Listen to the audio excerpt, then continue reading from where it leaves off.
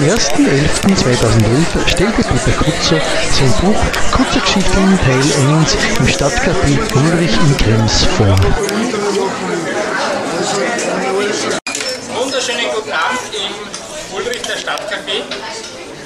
Meines Zeichens Siegfried Wagner, meine bessere Hälfte für das Wild der Schweizer, haben die ehrenvolle Aufgabe, heute die Vernissage zu eröffnen. Passiert so meistens alle 2 Monate. Wir haben jetzt seit über 7 Jahren das Kaffeehaus als Pächter und haben uns selber ein bisschen auferlegt, dass wir immer wieder neue Künstler vorstellen, teilweise Schulklassen, Schulprojekte, altbekannte Künstler oder eben internationale Künstler oder in dem Fall eine Generationenausstellung. In diesem Zusammenhang haben wir angeknüpft an eine Lesung. Wer Interesse hat, kann dann gerne im Billardzimmer der Lesung noch ein bisschen lauschen. Das wird circa eine halbe Stunde dauern. Länger.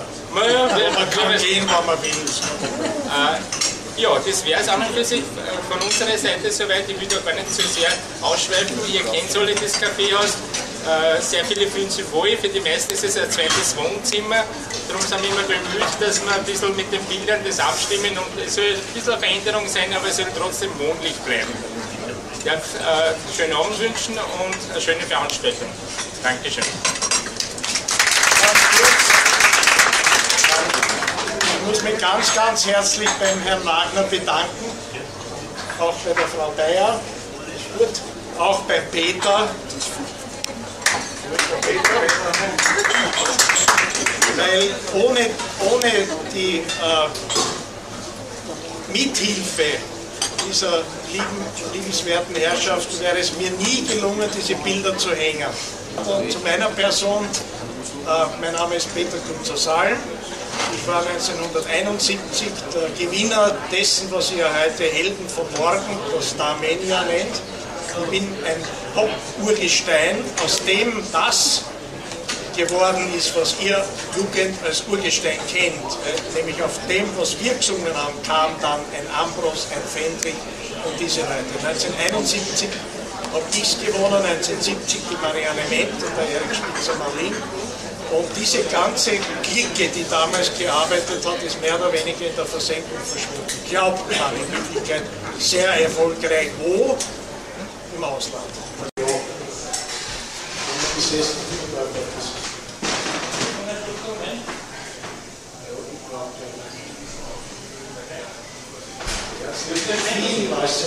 Deklaration.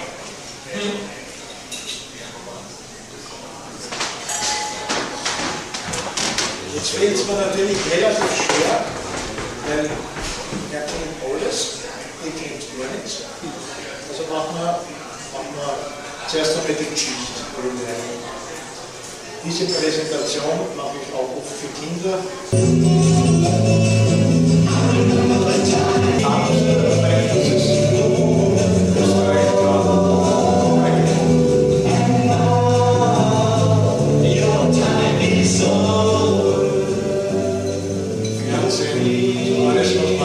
Bei der Gelegenheit haben wir auch in Krakau gesungen und glaube ich, als Roadmanager hatte ich einen Geistlichen, der gesagt hat, ihr dürft Chor zu mir sagen, war dann der spätere Papst. Da war unser Rogi in Krakau. Diese junge Dame namens Barbara Wennichen hat mir eine Österreich-Hymne gesungen, die Peter Orthofer den Text gemacht hat. Lange vor einem Fendrich habe ich bereits eine Österreich-Hymne. Wurde damals allen Kulturinstituten Europas verschenkt von der Firma Aviola. Dann haben wir beschlossen, nach diesem Konzert in Polen, wir wollen lieber Kindertheater spielen, bevor wir Popkult erregen. Da gründeten wir damals die Kaikikas und produzierten ununterbrochen jedes Jahr einen neuen Tonträger. 17 Stück insgesamt. Immer nur der Zeit ja, und nachdem dann mein Papa gestorben ist und ein bisschen Geld da war, habe ich das Geld in ein Musical gesteckt. Wir wollen wieder Unterwelt sein. Positive Schweden sind Kleinkukas, haben neue Kleinkukas gegründet und das war's dann. Und haben viele, viele schöne Auftritte. Bei den CD ist es auch nachher. Und da ich ein Publikum habe, das relativ wenig weiß über uns, fange ich an mit einer Geschichte. Ich fange an mit der Religion.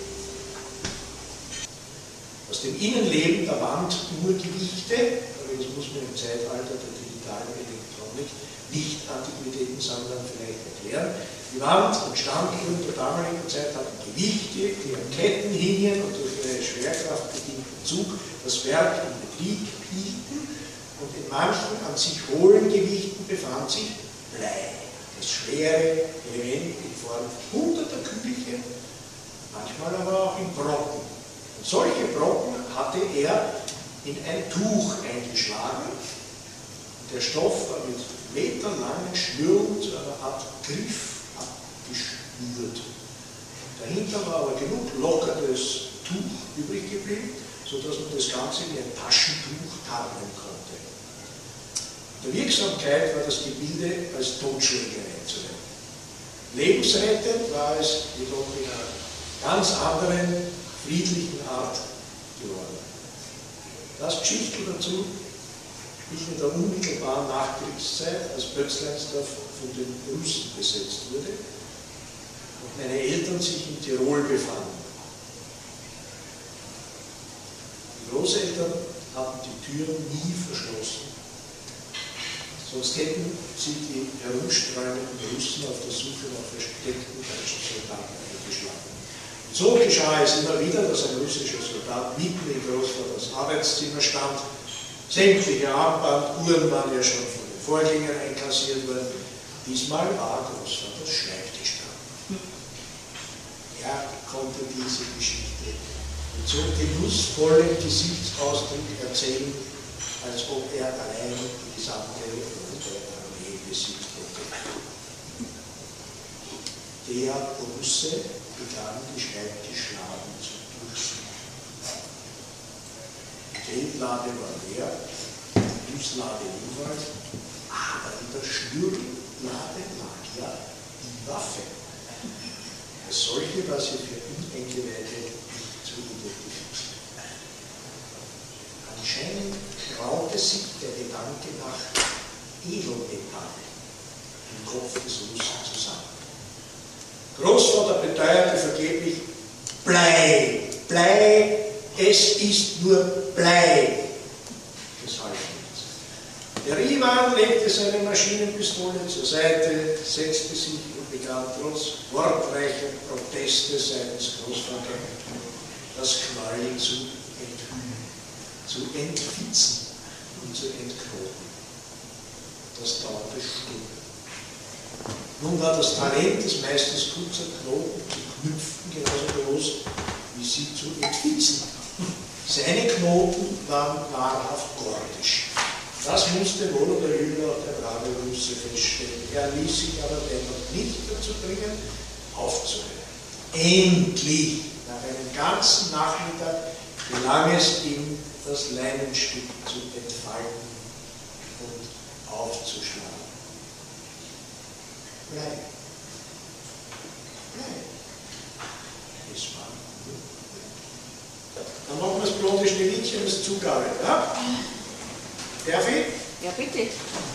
In dem Zimmer, in dem ich gewohnt habe, ein gar liebliches Bildchen getrocknet. Ein Garten wie das Paradies. Eine Blondine. Schneewittchen. Inmitten von 7 putzigen Zwergen. Der Fachmann jetzt weiß von hinter den Bergen. Die Brüder Grimm taten wichtige Sachen, jahrhundertealte Märchengeschichten zusammensammeln und neu überdichten, wie es Schreiber eben oft machen. Doch Donatoria und auch Mädchen, was taten sie mit meinen Schneewittchen? Schreiben doch eben statt Eichenholz. Verlesen, verschrieben, verloren, das I. So was geschehe beileibe noch nie, wer doch gelacht. Und mit meinem Schneewittchen hat uns gemacht. Überlege ich andere I-Geschichten und tue ein wenig weiter mich rein.